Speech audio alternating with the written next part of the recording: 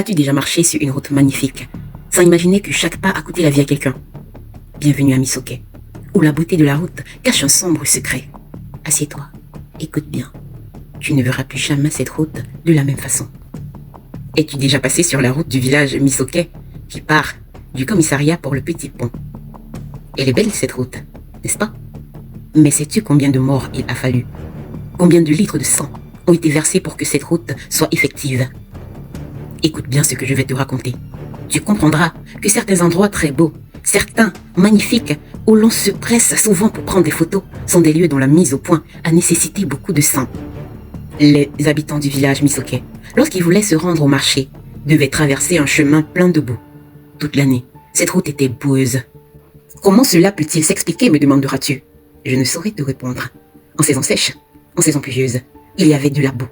Sur cette route tombaient tout le temps des personnes qui se déplaçaient à pied, celles qui étaient sur des mototaxis. Les voitures, quant à elles, étaient toujours coincées. Il fallait chaque fois appeler et payer les jeunes du quartier pour aider à les déplacer. Les conducteurs étaient donc obligés de faire un grand tour, passer par un autre quartier. Les habitants, les passants, ne cessaient donc de se plaindre. Un jour, un matin, les habitants ont remarqué des hommes qui prenaient des mesures, traçaient, observaient. Ils ont dit aux habitants qu'ils allaient construire la route. Quel bonheur pour les habitants. Un mois plus tard, ceux-ci ont vu surgir des engins. Quelle joie. Leur rêve se réalisait enfin. Une route, une vraie route, allait être construite. Le premier jour, les salariés étaient nombreux. Tout semblait bien se passer. Le jour suivant, le nombre de salariés a diminué. Et le jour d'après, encore plus. Un des habitants, Mazembe, demande à l'un des travailleurs: nous avions espoir que vous construiriez cette route en tout au plus 3 mois.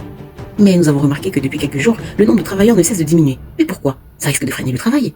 Celui-ci lui répond: les travailleurs qui ne viennent pas ont depuis des diarrhées qui ne s'arrêtent pas. On ne comprend pas pourquoi. Le chef nous a même interdit de manger chez des vendeuses de votre quartier. Nous ramenons donc chacun une gamelle de la maison. Une semaine plus tard, une nouvelle équipe arrive avec de nouveaux engins. L'habitant curieux, Mazembe, demande une fois de plus à l'un des travailleurs: mais pourquoi avez-vous changé les engins? Celui-ci lui répond: les autres ne démarrent plus. On a tout fait, mais rien. Un des engins essaie d'aplanir le sol, et d'un seul coup, après un tour effectué, cesse d'avancer, comme si une force le bloquait. Les hommes essaient de le pousser, mais ils n'y parviennent pas. Le deuxième engin est pris pour le remorquer. Pareil, bloqué. Que se passe-t-il? Se demande le chef chantier, Mandingo. Mazembe s'approche de lui et lui demande: à l'allure où vos engins ne marchent plus, vos hommes sont changés à tout bout de champ. Cette route sera-t-elle achevée? Ou alors un jour, nous informerez-vous que vous abandonnez? Le chef chantier lui demande: que devons-nous faire? Moi, je ne crois pas aux histoires de sorcellerie. C'est sans doute une coïncidence, mais ça devient très compliqué. Des hommes malades, des engins qui ne marchent plus. Mazembe à son tour lui demande: à qui avez-vous demandé la permission de construire une route dans ce village?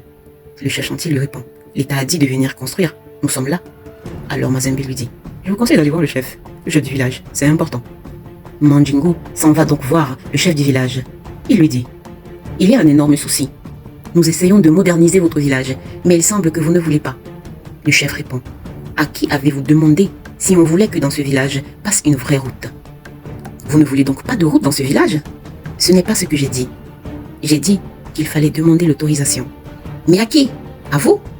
Non, pas du tout. Vous devez demander l'autorisation à Ngongé. Qui est-ce? Est-ce votre chef supérieur? Non, c'est l'esprit de la rivière. Mais quelle rivière? La route que vous comptez construire passera par le petit pont sous lequel passe la rivière. Est-ce vrai? Oui, mais nous ne comptons pas toucher à la rivière. Le pont y est déjà. Ngongé est partout dans Misoke. Et si vous voulez sa bénédiction, demandez-la lui. Demandez la bénédiction d'une rivière pour pouvoir construire une route? Ngongé n'est pas qu'une rivière. Ngongé, c'est un esprit. D'accord, je vous crois. Alors comment faire pour demander l'autorisation à l'esprit? Demain matin très tôt, allons-y. Nous lui demanderons et il nous dira: venez avec 2 de vos collaborateurs. Mais chef, dites-moi, lorsque vous dites de très tôt, de quelle heure parlez-vous? Avant que le jour se lève, je dirais au plus tard 5 heures du matin. Le jour suivant, ils s'y rendent. Le chef parle en sa langue et dit: Ngongé, pardon de te déranger. C'est moi, Mazembo. Si nous sommes ici, c'est pour que tu permettes à cette société envoyée par l'État de construire une route pour le bien des habitants de ce village que tu aimes bien. Tout d'un coup, silence. Les vagues apparaissent de nulle part. On dirait une mer en pleine tornade. La marée devient haute. Ils se mettent à entendre des cris d'oiseaux, de singes, de lions qui rugissent. Les 2 hommes, venus avec le chef chantier, paniqués, tentent de fuir. Le chef fait un geste de la main et leur dit « Ne tentez pas de faire ça ». Ils restent figés. Puis soudain, silence. Le chef se tourne vers le chef chantier et lui dit « Ne fais pas travailler des hommes aujourd'hui. Demain, viens juste avec ces deux-là. Et quelqu'un te dira ce que Ngongé veut en échange. Et le jour d'après, ramène-lui ce qu'il a demandé. Et tu pourras ramener ensuite tes hommes. Et ils travailleront sans souci. » Majingu acquiesce. Lui qui ne croit pas du tout à tout cela, il se dit dans son cœur, ça doit être un enregistrement. Ou des habitants avec qui le chef s'est entendu pour faire entendre des cris ou pour faire croire à une marée. Il revient le jour suivant avec ses deux collègues. Mazembe s'approche de lui et lui dit « Je crois que pour que les travaux avancent, il faut lui donner 9 agneaux. Égorge-les, laisse couler le sang dans la rivière, ramène-les, fais-les griller et reviens les jeter dans l'eau. » Le chef chantier Manjingu lui demande « Tu es malade ou quoi? Je ne ferai jamais ça. C'est ridicule, mais c'est un gâchis en plus. 9 agneaux? Connais-tu le prix d'un seul ?» Mazembe s'en va sans dire mot. Le jour même, comme poussé par une force invisible, Manjingu tombe par terre et se blesse. Ses collègues après cela le supplient d'accepter et d'acheter les agneaux. Il va le jour suivant sur le pont, accompagné de ceux-ci. Égorge les agneaux. Il égorge le premier, le second, et ainsi de suite. Arrivé au 9e, il dit « Franchement, une vraie arnaque cette histoire. Si je le fais, c'est juste à cause de vous. J'aurais vraiment préféré mourir que de faire ce genre de bêtises. » Le jour suivant, il ramène tous ses hommes. Il travaille sans souci. Manjingu reçoit un coup de fil. On ne sait comment. Un des engins a le frein qui lâche. Les employés crient « Chef, attention, attention !»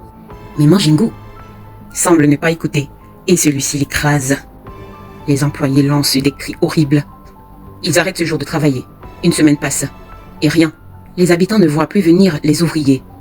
Mazembe, comme poussé par quelque chose qu'il ne saurait expliquer, se rend dans la base de l'entreprise, chargée de la construction de la route, et demande à voir le responsable. Puis il lui dit « Il m'en va vous dire qu'il a validé.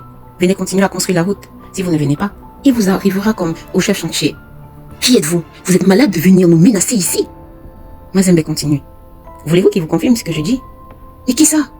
Ngongé. » Un des ouvriers qui avait accompagné Manjingu sur le pont, lorsqu'il entend ce mot, crie « Non, non, non, c'est bon chef, c'est bon, il faut dire oui. » Mazembe le regarde, puis se retourne vers le responsable.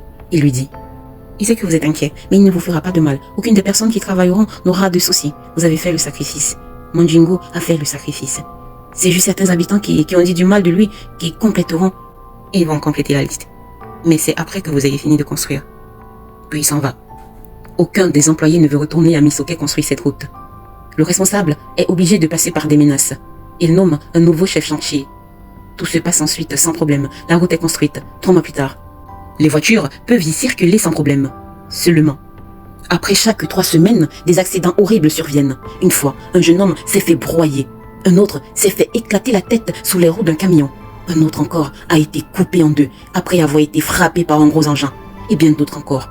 Les uns aussi horribles que les autres. Après chacun de ces accidents, il y avait beaucoup de sang par terre. Mais comme toujours, quelques heures plus tard, sans pluie, sans que personne n'ait versé de l'eau, tout le sang disparaissait, comme par magie. En effet, Ngongé buvait. Les 25 personnes qui avaient insulté, qui avaient dit que Ngongé ne servait à rien et qu'il ne faisait que faire souffrir les habitants, avaient payé le prix. Aujourd'hui, une vingtaine d'années plus tard, cette route est encore plus belle, comme si elle avait été construite hier. Il arrive encore à Ngongé de boire, mais rarement. Et en général, c'est pour punir ceux qui le cherchent. Dites-moi en commentaire, auriez-vous osé défier Ngongé? Êtes-vous comme le chef chantier et ne croyez pas aux esprits protecteurs des villages comme Ngongé?